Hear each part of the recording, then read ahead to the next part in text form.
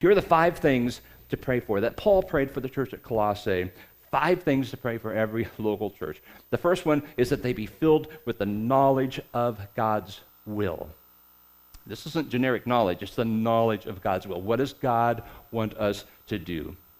If we're not doing God's will as a church, any human, even individually, if you're not doing God's will, then by default, you'll start doing your will. The church will start doing its will, the people's will. Okay? We're not a church of the people, we're the church of Jesus Christ. He's the head, right? We're supposed to be following his directive.